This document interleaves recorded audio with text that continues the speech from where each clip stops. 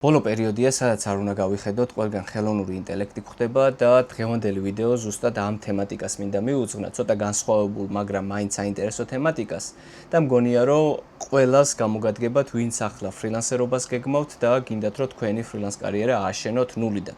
თუმცა, სანამ ამ თემაზე ლაპარაკს დავიწყებთ, ძალიან გთხოვთ, რომ გამოიწეროთ არხი, მოიწონეთ ვიდეო, დააკომენტარეთ ყურების შემდეგ თქვენი გამოცდილება, შთაბეჭდილებები.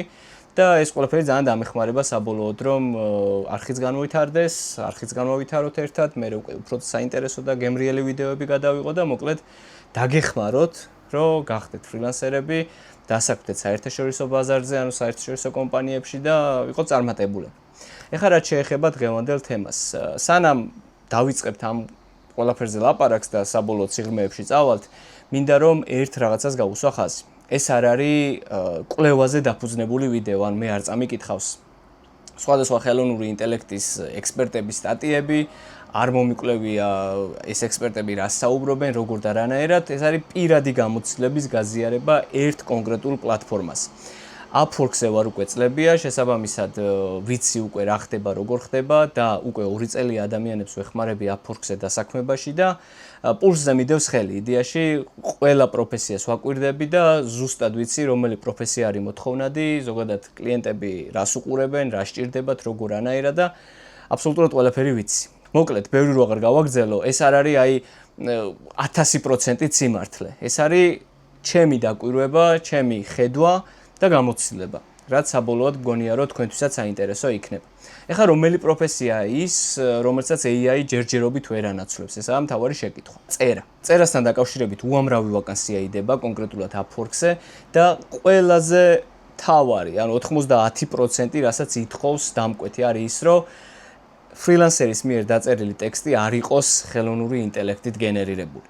აი შემიძლია თავი დავდო, თუ არ გჯერათ, შედით Upwork-ზე, გადახედეთ copywriting-ის, content writing-ის ან კონტენტის წერის, სტატიების წერის ან ნებისმიერი ტიპის ვაკანსიას ჩაუჯექით და იქ შეამჩნევთ, რომ ითხოვენ AI-ის მიერ დაწერილი ტექსტის უარყოფას, ანუ არ სჭირდებათ მათ ხელოვნური ინტელექტის მიერ გენერირებული ტექსტი და აქ არიან ძალიან მკაცრები.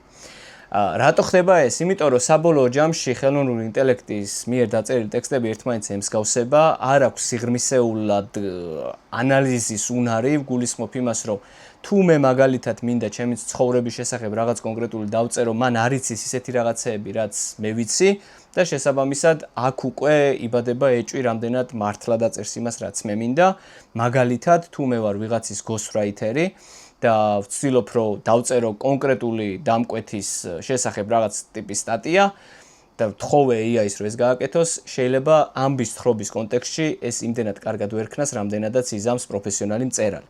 რატო? იმიტომ რომ ემოცია, რომელიც ტექსტ სჭირდება, ხელოვნური ინტელექტი ვერ გაძლევს. ბოლომდე ეს ჩემი აზრია ყოველ შემთხვევაში. შეიძლება ვიღაცამ თქვას, რომ კი ძმაო, როგორ არ გაძლევს, როგორ არ იზამს ამას, მაგრამ ჩემი დამოკიდებულებით მთავარი ამბის თხრობის პროცესში არის ემოცია და გამოცდილება, რომელიც ხელოვნურ ინტელექტს იმდენად არ აქვს, რამდენადაც აქვს თვითონ მწერალს ან დაქირავებულ ფრილანსერს. იმიტომ რომ კლიენტსა და ფრილანსერს შორის არის ხოლმე ძალიან კარგი ურთიერთობა, ერთმანეთს ამბებს უზიარებენ და მერე რა თქმა უნდა იწერება. იგივე კონტენტი ან იგივე copywriting-ი რა. მოკლედ AI-ის მიერ დაწერილი ტექსტები არ სჭირდება დამკვეთს და აი ეს არის ყველაზე მნიშვნელოვანი რამ, როცა საბოლოოდ საუბრობთ თემაზე. თუ რომელ პროფესიას ვერ ერევა ჯერჯერობით ხელოვნური ინტელექტი რა. კი, შეიძლება ვიღაცეები დამეთანხმოთ, შეიძლება ვიღაცეები არ დამეთანხმოთ, ამაში რა თქმა უნდა არანაირი შეზღუდვა არ არსებობს, იმიტომ რომ ადამიანები ვართ და ყველას ჩვენი აზრი გვაქვს, მაგრამ მეც ამას ვფიქრობ და მეც დამკვეთი რომ ვიყო, ვეტყოდი ფრილანსერს, რომ არ გინდა AI-ის გამოყენება, რადგან მჭირდება უფრო ბუნებრივი ადამიანური ენა. თუმცა, ახლა რომ თლად ისეც არ გამოვიდეს, რომ AI-ს საერთოდ უარყოთ, არა.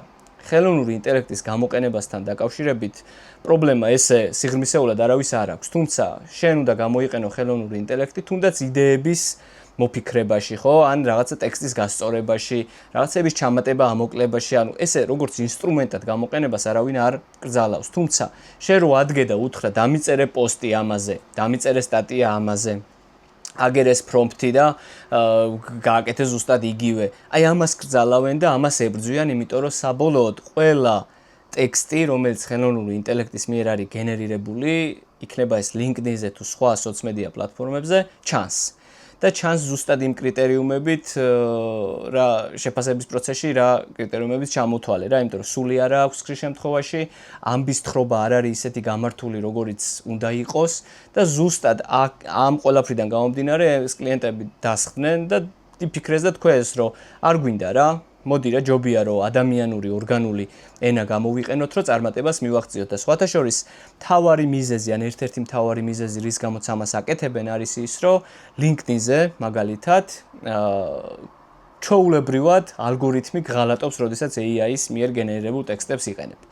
მარტივი მისახვედრია და ამას ძალიან მალე უფრო და უფრო განავითარებენ რომ ადამიანური კონტენტი რაც არის იყოს უფრო მეტად მიღწევადი სხვებთან ვიდრე AI-ის მიერ დაწერილი, იმიტომ რომ ადამიანური შრომა უნდა დაფასდეს და ფასდება კიდეც რა და თქვენ თუ ხელოვნური ინტელექტის მიერ დაწერილი პოსტებს დადებთ მაგალითად LinkedIn-ზე ან სხვა სოციმედია პლატფორმებზე, კარგად ვერ წავა თქვენი საქმე, ამის უკვე ანალიტიკაც არსებობს და თვითონ ალგორითმიც ეგრე არის მოწყობილი და უფრო უმჯობესდება. ამიტომ თუ ხართ მწერალი ან თუ გაქვთ წერის ნიჭი ან გიწერიათ სკოლაში ან უნივერსიტეტში და ფიქრობთ რომ სტატიების წერა შეგიძლიათ ან თუნდაც პოსტების წერა შეგიძლიათ, კონტენტზე მუშაობა შეგიძლიათ, იდეების წერა, მოკლედ, რაც კი წერასთან ასოცირდება ghostwriting-ი თუნდაც ხო, რაც კი წერასთან ასოცირდება, თუ ყველაფერს ესე მოაგროვებთ, აკინძავთ და საბოლოოდ მისცემთ სწორ მიმართულებას, დამიჯერეთ რომ შეგიძლიათ წარმატების მიღწევა. იმიტომ რომ დღესდღეისობით Upwork-ზე წერლებს ძალიან სწყალობენ დამკვეთები ისეთ მწერლებს, რომლებიც ბუნებრივად ორგანულ კონტენტს ქმნიან და ძალიანაც აფასებენ და კარგადაც უხდიან. ერთია რომ AI შეიძლება გამოიყენო და მართლა მეც ვიყენებ ყოველდღიურ რეჟიმში და ძალიანაც მომწონს, მაგრამ მეორეა რამდენად სწორად იყენებ ამ ყველაფერს იმ მიზნისთვის, რომელი მიზანიც დასახული გაქვს. ამიტომ მე ვურჩევდი ყველა მწერალს და დამწყები მწერალი იქნება ეს თუ დაინტერესებული მწერალი, რომელსაც ჯერ არ უცდია, მაგრამ უნდა რომ გადადგას ნაბიჯები და ფრილანსერი გახდეს და მსოფლიოს ნებისმიერ წერტილიდან იმუშაოს, რომ აი ამ თემას კარგად ჩაუკვირდით თუ ჩაუღრმავდით რა, იმიტომ რომ საბოლოოდ როგორც არ უნდა განვითარდეს ეს სამყარო, ყოველთვის იქნება პრიორიტეტული ადამიანი, ადამიანური გრძნობები და მიდგომები და ორგანულობა რა. და ზუსტად ამას გვაძლევს ის კონკრეტული პროფესიონალი, რომელიც მართლა კარგად წერს და არ სჭირდება საერთოდ ხელოვნური ინტელექტი და არ სჭირდება საერთოდ პრომპტი. კი, შეიძლება რაღაცები გამოიყენო, ხანდახან დაიხმარო, მაგრამ როგორც ასეთი მთავარი გადაწყვეტილების მიმღები ან მთავარი შემსრულებელი არ უნდა გავხადოთ ხელოვნური ინტელექტი მით უმეტეს წერის პროცესში და მეც პირადად LinkedIn-ზე უკვე 2 წელზე მეტია წერ და არასდროს არ დამიპოსტავს ხელოვნური ინტელექტის მიერ გენერირებული პოსტი, თუმცა იდეებისთვის ძალიან ბევრჯერ გამომიყენებია და მშვენივრად აკეთებს ამ საქმეს რა. ერთია რომ ეუბნები დამიწერე პოსტი მაგალითად უძრავი ქონების ბაზარზე და მეორეა რომ მომაწოდე იდეა უძრავი ქონების ბაზარზე დასაწერად და ჩამოგიწერს 10 იდეას და მე აქედან უკვე აარჩევ და შენ რადგან პროფესიონალი ხარ და დარგის ექსპერტი ხარ, ამას უკვე უფრო მარტივად დაწერ. შენ თავარია იდეა თქვი, თორე დაწერა მე შედარებით მარტივი ამბავია. მოკლედ, რომ შევაჯამო ახლა ეს პატარა ვიდეო და გირჩიოთ და გითხრათ თავარი სათქმელი. ხელოვნური ინტელექტი, რა თქმა უნდა, ჩაანაცვლებს რაღაც პროფესიებს. ასეთი შემთხვევები ბევრი მომხდარა და მოხდება კიდეც რა, აი მარტივად რო ვთქვათ, ადრე თუ იყვნენ მრეცხავები, ახლა საერთოდ მანქანა რეცხავს, ხო, ესე ადრე თუ კალკულატორს ვიყენებდით, ახლა Excel-ი გვაქვს და რაღაცები ვითარდება და ის ძველი პროფესიები თუ ინსტრუმენტები ჩანაცვლდება ყველა ვარიანტში, თუმცა ყოველთვის იარსებებს პროფესიები, რომლებსაც ჩვენ ჩავეჭიდებით და გამოვიყენებთ და ასევე ადაპტაციის უნარი თუ შეგრჩება და საკუთარ პროფესიონალიზმს და გამოცდილებას გადავაწყობთ ისე, რომ ხელოვნური ინტელექტმა კი არ ჩაგვანაცვლოს, უბრალოდ დაგვეხმაროს, რომ ჩვენი თავი უკეთ გავყიდოთ, თლად გადასარევი. ამიტომ ნუ გეშინიათ ნურავის ჩანაცვლების და თუ ფიქრობთ, რომ ასე მარტივად ჩანაცვლებადი ხართ, ეგ უკვე პრობლემაა და ამაზეც უნდა ვიმუშაოთ, რომ რაღაც ისეთი უნარი და ან პროფესია შევიძინოთ, რომელსაც ეს ერთი ხელის მოსმით ვერავინ ვერ ჩაანაცვლებს და ნუ საბოლოოდ მე ყოველდღიურ რეჟიმში უნდა განვითარდეთ და თუ წერის კუთხით თქვენ თავს ხედავთ, ძალიან მაგარი შესაძლებლობაა კიდევ და კიდევ გავიმეორებ Upwork-ზე უამრავი ვაკანსია იდება ამასთან დაკავშირებით, შედით, გადაამოწმეთ, ჩაუჯექით და ნუ საბოლოოდ მიიღეთ ეს გადაწყვეტილება.